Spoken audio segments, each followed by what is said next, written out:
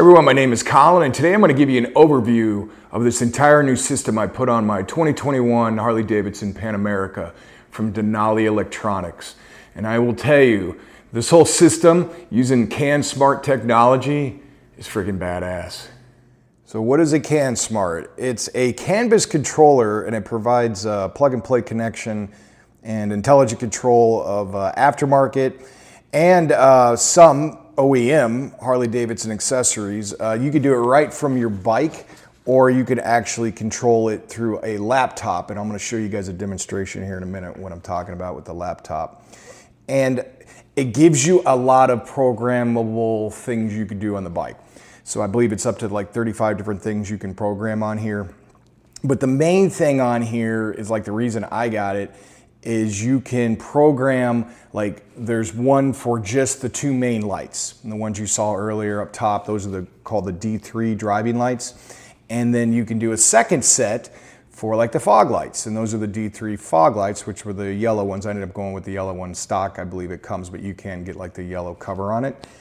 And then also you have a port. Now there's two that I have open because I'm not using them right now. One is for a horn, so you can get an aftermarket horn and avoid the relay, and you could plug it right in. It's this, I think this is a blue one right here. You could plug it right into the horn and then have like the technology through the Cansmart with that, but you avoid the relay. And then this one is for the brake. So I didn't pick up the brake one. I did get some brake lights. I'll show you guys that in a second, but not specifically ones for this. And another cool thing I liked about this, and this is why I have this, and I'll explain that in a second. But with the Cansmart, let's say you don't use one of these. So like, for instance, I'm not using the brake or the horn one. You can convert that into an accessory one for switch power. So whereas I could have done that, I have a GPS, so like I have a Garmin, and before I had hooked up right to the battery, and because there wasn't a port that I could hook into, I mean there is, but there's a lot of different ways you can do it. But instead of hooking it to this, I wanted future upgrade possibilities, and that's why I bought the power hub. And again, I'll show that in just a second what I mean by that. So right now I have just on here the front light, the two front lights, and that's what's hooked up. So how this works is you essentially, it's like a CAN-bus, you plug this into your diagnostic port on your bike, and then that's how it reads it. And then once you go, you can go into your laptop, and like they give you a cord that you can hook, and it goes like right in here. See that little port right there? You can log in and then set up the parameters that you want. So when I first did it, I went through, and again I'll show you guys in a second. I went through and adjusted the intensity from how I wanted it during the day, how I wanted it at night, how I wanted it on bright, and you could do that for both sets of lights. And they've got some other cool features too. So like when you honk your horn, your lights can strobe. You can have that option just to give you a little bit extra safety. And then when you do a flash to pass, I think if you did it 3 times, it'll do the exact same thing. So it'll like strobe the lights to give you a little bit more visibility with other riders. So this right here is the power hub. And what the power hub does is you can hook up to 6 different circuits on your bike. So right now I only have one, and that is the GPS. And you can either have constant power on here or switched. It all depends on where you put it under here.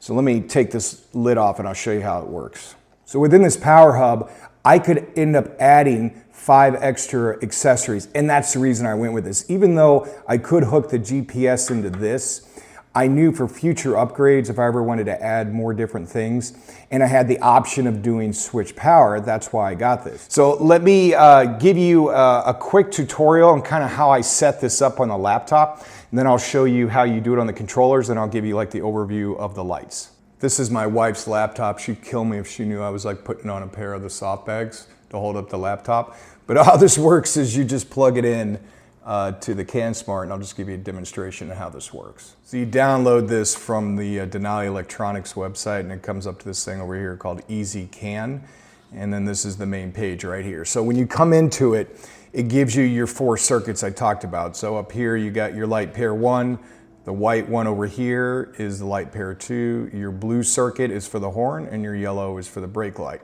So when you come in here, you can adjust the amps how you would like, depending on the bike. Now for this, I called Denali to make sure I was doing this right, and they said, yeah, put the 2 pairs of lights, the D3s, on 10 amps, so I've got both of those. So like under each one, and this is what I dig, man, this is so cool. So like this right now is auxiliary lights 1, which is my red circuit, which is my main driving lights. Those are the top ones. You can go through here and choose day intensity and night intensity. So it's just a matter of moving that slider, you know, however you want here, and then like now it's at 90, then I put it back to 100. So I have, you know, when I was talking to Denali, they gave me some pointers and stuff. So I said, hey, what's normal, what's not? And he gave me his personal recommendation, but it's all personal preference, obviously, however you want to do it. So on daytime, on low beam, I have it at 50%, and at night, same thing at 50. But when it's on high beam, I've got it maxed all the way to 100. I'll be honest with you, on low beam, if these things are at 100, I was testing it, they feel like a bright, like a normal high bright light. I mean, these things are friggin' light as, I mean, let's just say you don't want it at 100%. I mean, you could, but I think 50 is good enough. Now over on the right here, you have a bunch of different options you could do for each light. Now remember, this is just the red circuit, so we're only dealing with the top lights right now. So you have options where it's off when the turn signal is active, meaning that if that was enabled, the lights would turn off and then you would just see your turn signal and that's it. I didn't want that, so I have it off. I want them just to stay on.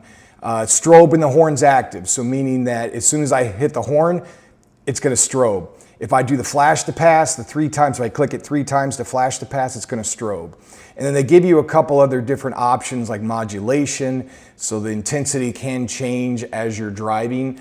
I didn't go with that, and even the folks at Denali said, hey, here's the most common thing that I have set up right here, but again, it's up to you. The auxiliary lights 2 is the exact same thing.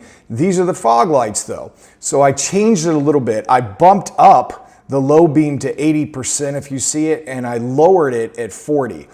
I actually had my wife, I was behind my wife just so she could actually see what they look like. And originally I had this at, I think 80, the night intensity, and she said it was so bright, the yellow. So I dropped it down to 40 at night. So you could play with it, it's completely up to you. And then as you keep going down, the auxiliary brake light, if you look over here, and again, I don't have this hooked up to mine, but this is part of that Cansmart system. You have the option of solid on braking, continuous brake applied flashing if you live in California. But all of this stuff right here that I just showed you on the laptop doesn't mean if you don't have a laptop, you're screwed. You can actually do this on the bike, and I'll give you a quick, just show you how you do it. It's not that difficult, and you could do it like if you're traveling and like, hey, I think these are a little bright, you don't have to have your laptop with you. I just did this to get it initially set up. See, I brought the directions because, you know, I don't remember half this stuff and I'm still new at it. To do this, all you got to do, and I'll just give you an example here because all the directions, everything's kind of different how you control each thing. But like for the main lights and up top, you got to hold the cancellation button for 3 seconds. And then once you do that, then you go to the left navigation for 3 seconds and see how it just flashed there. Now watch, you can do the intensity of how you want it. So right now I took it all the way down to 0. And then if I want to go all the way back up to 100, there you go. And then once I'm done, I just leave it alone for, I think it's 5 seconds, and it sets the default. Now if I were to do the other side, or the second set of lights, then it's like a different pattern. I think you hit this 3 times, hold it 3 times, then you do the right key, and that controls the same type of functionality where you could do the intensity of the fog lights. So you have options of doing different things. So let me see if this works. This pissant horn that Harley put on this Pan America. See how it flashes? And then you can go through here and this flash to pass right here, this little button, you got to do it 3 times. So if you do it 1, 2, 3, and then it flashes. So it gives you that strobing effect for more safety or annoy the hell out of other riders. So let me take you around and show you kind of how these all came out. On the rear, I did these things called T3s, and I like these. They're run, brake, and turn, and you have to buy a little bracket to hook behind the license plate here, because right now just the Harley brake light is that, and then these are the turn signals. These aren't running or brake, just that thing. So by adding this, these are turn and brake now. So let me show you real quick how they look. Man, those are nice.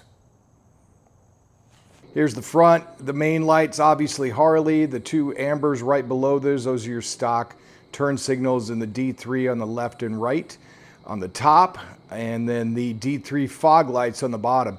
Overall, great setup. I can't wait to get out and really put these to the test.